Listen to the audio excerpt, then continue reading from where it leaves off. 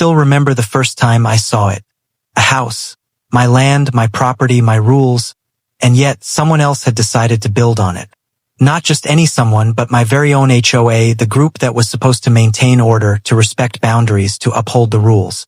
And there it stood, a structure that wasn't just wrong, it was illegal. And as I stared at the half-finished walls and the encroaching foundation, a wave of disbelief mixed with fury washed over me. This was my land. My blood, sweat, and family had gone into it, and now some self-important board members thought they could just rewrite the rules? I knew I couldn't let this slide. Some people might have hired lawyers first, filed restraining orders, or begged the HOA to reconsider. Me? I had other plans.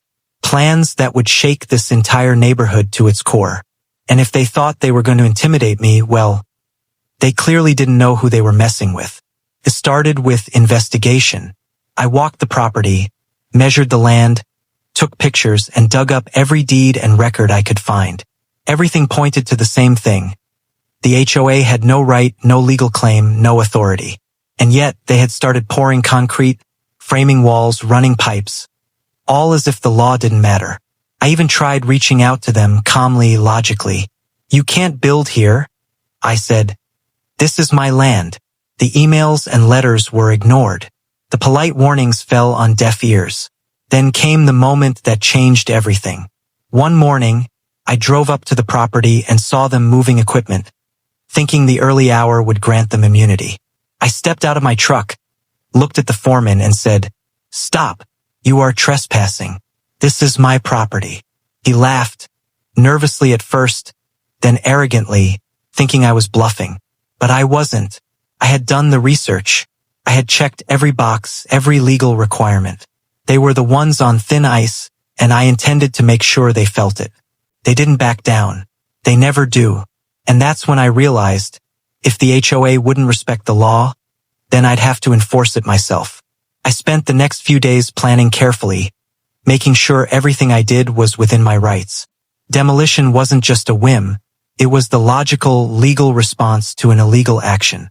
I wasn't angry. I was calculating. I was precise. And when the time came, I acted. The day I tore it down is a day I'll never forget. The sound of the walls coming down, the dust filling the air, the disbelief on the faces of the workers. It was almost cinematic. Almost. I made sure to record everything. Every beam I removed, every nail I pulled, every section of foundation I dismantled. I wanted a record, because I knew they would try to spin this story, try to make it look like I was the aggressor. And spin it they did. Within days, I received a notice. They were suing me.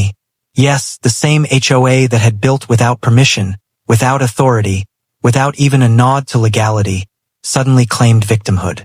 They sent letters, posted notices, and even started gathering support from neighbors, trying to paint me as the villain.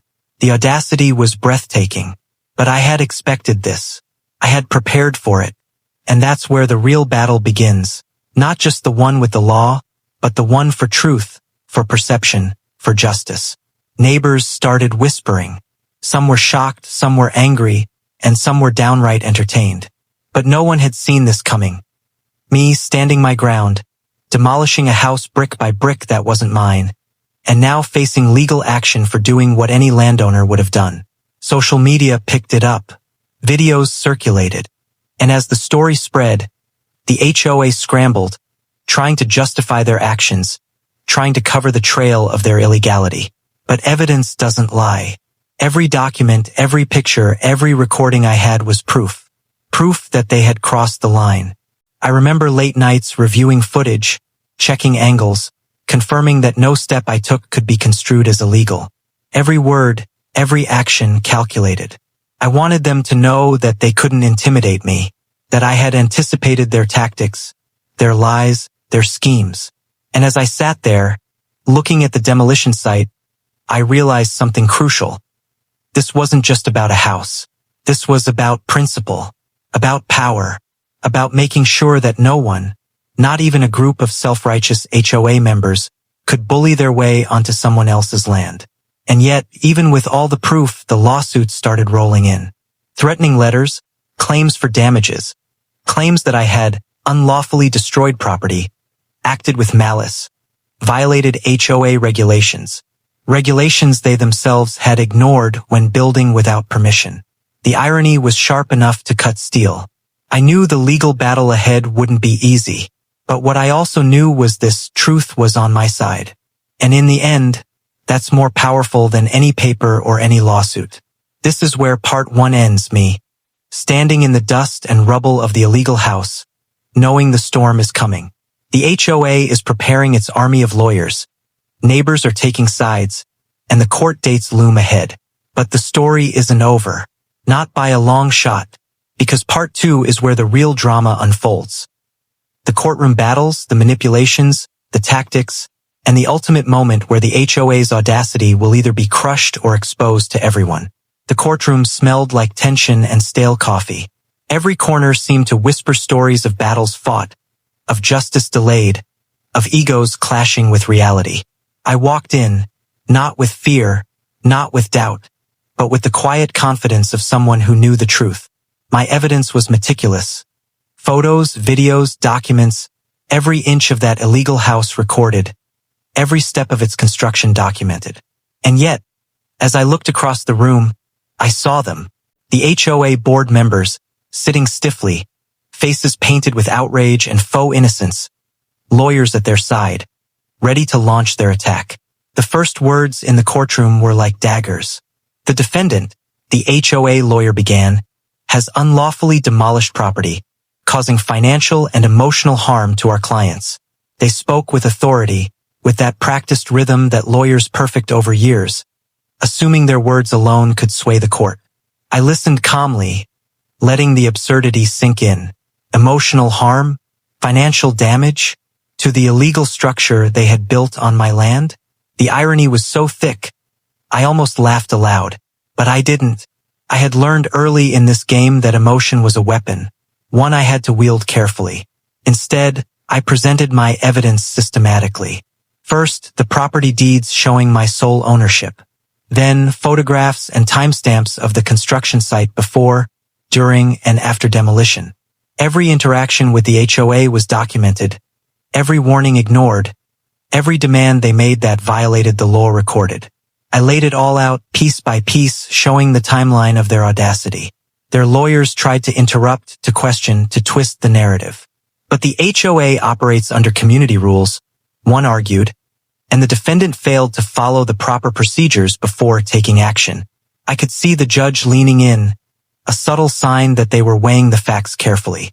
And that's when I knew. This wasn't just about demolishing a house. It was about exposing hypocrisy. I calmly explained the principle. The HOA does not own the land. They do not have authority to build. They violated property rights. My actions were legally justified to remove an illegal structure built on my property without consent or authority. The tension in the courtroom thickened. Neighbors sat silently, some nodding in disbelief, others whispering behind hands, eyes darting between me and the HOA. It was a performance in itself, one where reality clashed with perception, and I had to make sure the truth was undeniable. That's when I played my final card. Video footage of the construction, showing workers pouring foundations, framing walls, even installing utilities, all before notifying me or obtaining legal permission. The courtroom went silent. The judge leaned forward, reading the timestamps, flipping through the images, absorbing the evidence that couldn't be twisted. But the HOA wasn't done. They tried every tactic in the book, exaggerating costs, painting me as reckless, even suggesting malice. One board member dramatically claimed she had dreamed of a community project to benefit all, as if building on private land without permission could ever be a noble act. I had to suppress a smirk. Dreams don't grant authority. Planning doesn't excuse trespassing. Laws exist for a reason, and as the hearing continued, it became painfully clear. Their narrative was unraveling. As the hours ticked by, the courtroom became a battleground of logic versus manipulation. My lawyer, though I barely needed one at this point, presented the legal framework that justified every action I took. Case law, property statutes, HOA limitations, it all formed a shield that was airtight. Each attempt by their lawyers to poke holes was met with precision, with calm, with undeniable truth. I watched the faces across the room shift, arrogance fading, panic seeping in. As reality began to sink, they had overstepped, spectacularly. Then came the most dramatic moment. One of the HOA board members tried to show a contract, an alleged agreement signed years ago, claiming it gave them authority to build. But when it was examined closely, the signature was a forgery, the clauses invalid under current law, the document irrelevant. The courtroom murmured. I could see it in their eyes. Panic, disbelief, anger. And that's when the judge finally spoke, her voice firm and unwavering. After reviewing the evidence and hearing all arguments, it is clear that the HOA acted without legal authority. The demolition was within the rights of the property owner. Case dismissed. The words echoed in the courtroom like thunder. Dismissed. No damages, no penalties, no further legal action. Justice, at least in that moment, had prevailed. The HOA members sat frozen, their faces a mixture of shock and humiliation. They had gambled on intimidation, on manipulation, on community influence, and they had lost. I walked out of that courtroom feeling a mixture of relief and vindication. My land was mine. My actions were justified. And the audacity of those who tried to bully me had been exposed for all to see. But the story didn't end there. Word spread quickly. Neighbors, once silent, came forward, some apologizing, some expressing admiration. Social media exploded, with clips of the demolition and court proceedings going viral. The HOA, now scrambling for credibility, tried damage control, but the evidence was overwhelming. Every post, every comment, every video reaffirmed one simple truth. They had overstepped, and I had held the line.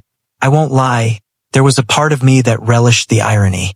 The same people who had tried to assert control over my land, the same people who thought they could operate above the law, were now exposed, their reputations tarnished, their credibility shattered. And for those who doubted me, who whispered behind doors or scrolled past without paying attention, the message was clear. Property rights matter. Principle matters. And sometimes, standing firm is the only way to teach a lesson that can't be ignored. In the aftermath, I took a moment to survey the land. The illegal house was gone. Nothing but rubble and memories of a battle fought and won. And as I stood there, looking at the horizon, I realized that this wasn't just a story about a house or an HOA. It was a story about accountability, about courage, about knowing your rights and refusing to back down when confronted by arrogance.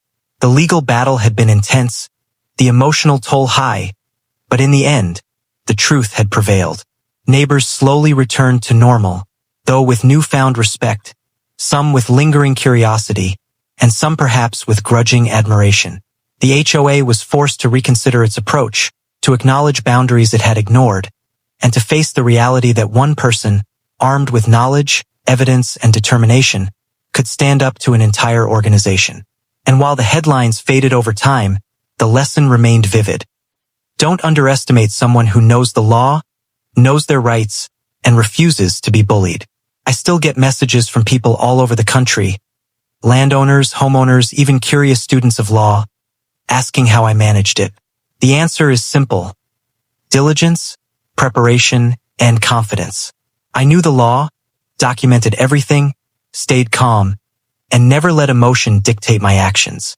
And most importantly, I refused to let fear determine the outcome, because fear is exactly what those in power rely on to push people around. Remove the fear and suddenly the balance of power shifts. Looking back, the demolition wasn't just about a house. It was about standing up to authority when authority overstepped its bounds. It was about teaching a lesson not just to the HOA, but to anyone who believes that intimidation or manipulation can replace legality. And as I continue to walk my land, knowing that every inch is rightfully mine, I feel a quiet satisfaction. Justice isn't always loud. Sometimes it's the sound of walls coming down, of principles upheld, of truth prevailing. And somewhere in the distance, I can imagine the HOA members, still reeling, realizing that some battles can't be won with money, influence, or bravado. Some battles are won with courage, preparation, and an unwavering commitment to what is right. That house may have been illegal, but the story it created, my story, will be remembered far longer than any structure they ever built. And that, ultimately, is the real victory.